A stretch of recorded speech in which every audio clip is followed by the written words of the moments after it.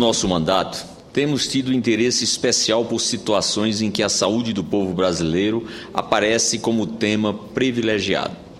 Seja pelo viés legislativo, seja pelos viés da mídia, é nossa crença que a fiscalização da saúde, lato sensu, precisa ser efetivada de todas as maneiras possíveis, sempre com a preocupação cidadã, que nos orienta aqui no Poder Legislativo de ver situações problemáticas resolvidas no prazo curto. Com tal espírito é que em setembro do ano passado, em face de uma denúncia oferecida de maneira substantiva por um cidadão brasileiro comerciante de suplementos alimentares sobre fraudes nas fórmulas desses suplementos ofertados ao mercado brasileiro, convocamos uma audiência pública que tratasse do tema, para esclarecer o público e orientar-nos quanto a possíveis medidas legislativas a serem tomadas. Ampla divulgação de matérias jornalísticas sobre esse tema foi realizado, por exemplo, pelo jornal O Globo, ainda em agosto de 2013, com base em vídeos postados pouco antes no YouTube e no Facebook, que revelam o desacordo das fórmulas informadas pelas empresas nos rótulos e os resultados obtidos em exames laboratoriais. Algumas dezenas de milhares de pessoas assistiram a esses vídeos e reagiram ao engodo com justiça e indignação. Solicitada em setembro de 2013, em requerimento oficial RAS número 54 de 2013, a referida audiência pública veio a ser realizada em 12 de novembro de 2013, na Comissão de Assuntos Sociais. Contanto com a presença de ilustres personalidades ligadas à área de suplemento alimentar, estiveram presentes a audiência, especialista em nutrição esportiva, médico e professor da Universidade de São Paulo, Ministério Público Federal, representante da Anvisa, da Agência Nacional de Vigilância Sanitária, o denunciante, o senhor Félix Bonfim, e o presidente da Brasnutri, Associação Brasileira dos Fabricantes de Suplementos Nutricionais e Alimentos para fins especiais, que ali tiveram a oportunidade de contribuir para o debate, expondo os seus pontos de vista. Por ser tal comércio destinado ao mercado consumidor, que movimenta recursos na casa de bilhões de reais, o interesse público por ele certamente ultrapassa o aspecto saúde, dizendo respeito também à tributação e ao controle financeiro por parte do Estado.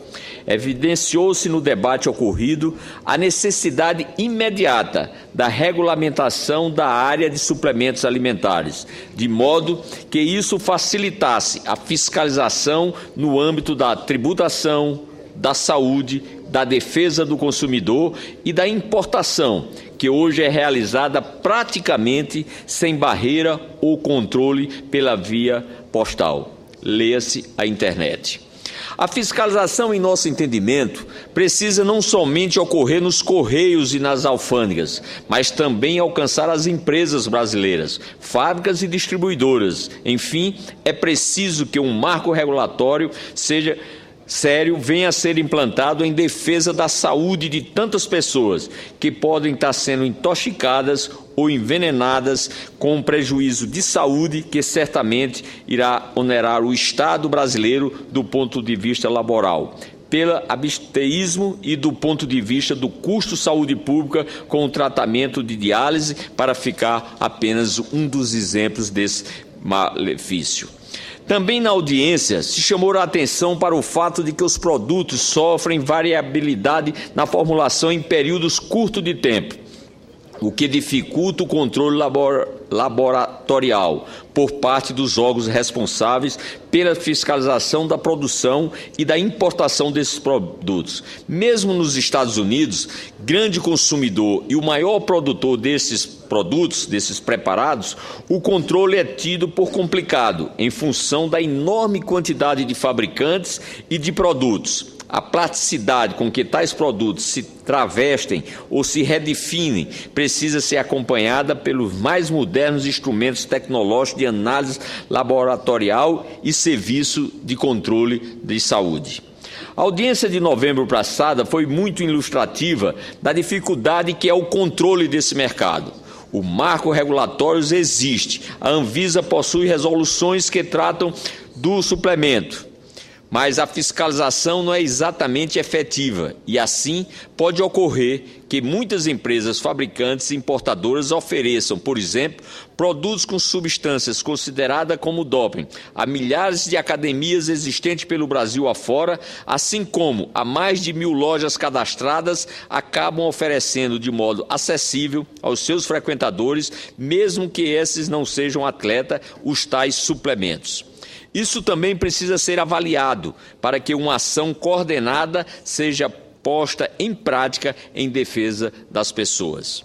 Senhoras e senhores senadores, em fevereiro desse ano, a Anvisa voltou às páginas dos jornais e da internet anunciando a retirada de 20 lotes de marcas que ofereciam Whey Protein, um suplemento alimentar em razão de existir diferença acima do limite permitido entre a quantidade de proteína e carboidrato declarada no rótulo e a real composição.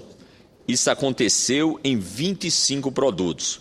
Alguns dias antes, 4 suplementos alimentares para atletas haviam sido proibidos pela Anvisa.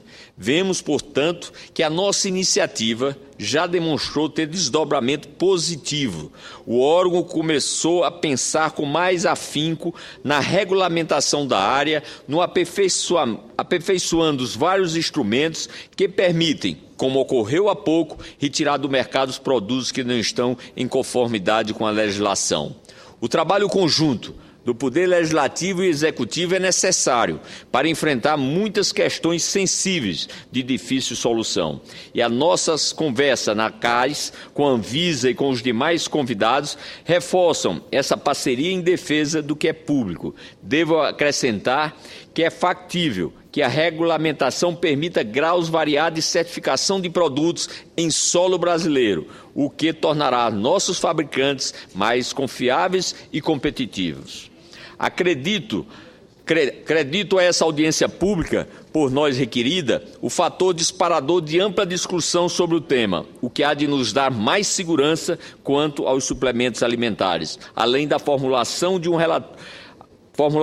relatório entregue na comissão nesta segunda-feira, dia 17 de março, pela Anvisa, juntamente com o Sistema Nacional de Vigilância Sanitária, foram avaliados 26 produtos pela Anvisa. Apenas um apresentou resultado satisfatório para todos os ensaios. E os outros 2 produtos não apresentaram irregularidade de composição e, por isso, não foram objeto de proibição pela Anvisa. Diante desse fato, apresentei novamente um requerimento na Comissão de Assuntos Sociais, convocando a Anvisa para a apresentação desse relatório, mencionado na apresentação aos senadores, membros da CAIS. Enumero, por fim, alguns aspectos máximo relevância referente ao assunto. Saúde pública, porque, caso esse mercado cresça sem controle, com substâncias proibidas presentes nas suas fórmulas, pode ter um problema médico relevante. Segundo, relações consumeristas. Terceiro, questões criminais. Quarto, educação da população ao fornecer a todos informações necessárias ao consumo seguro e saudável.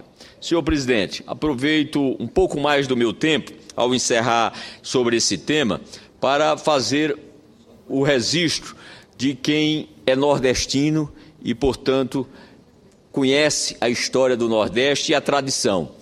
Eu tenho sempre subido na tribuna dessa casa para fazer, entre outros temas, mas sempre com destaque, a questão das condições hídricas do Nordeste. E há algo que é vivido pelo nordestino ao longo dos anos, de que quando nós temos um ano seco, há esperança que vai ditar a chuva no dia 19 de março, o dia do padroeiro São José, é que diz se o inverno vai ser bom ou se não vai ser. Portanto, hoje é um dia de esperança do nordestino para que haja chuvas, para que haja o conforto e a particularidade da esperança renovada para não só o abastecimento hídrico, mas também para a pequena lavoura de subsistência que muitos agricultores simples e humildes do Nordeste sempre acreditam nesse dia. Mas também não poderia deixar de dizer que hoje também é aniversário, se vivo estivesse, de alguém que é muito afeito a todos nós, que já foi membro dessa casa, que é o nosso saudoso senador Ronaldo Cunha Lima, que nasceu no dia de São José, por isso se chamava José Ronaldo da Cunha Lima. Muito obrigado, senhor presidente, e que Deus proteja a todos. Muito bem.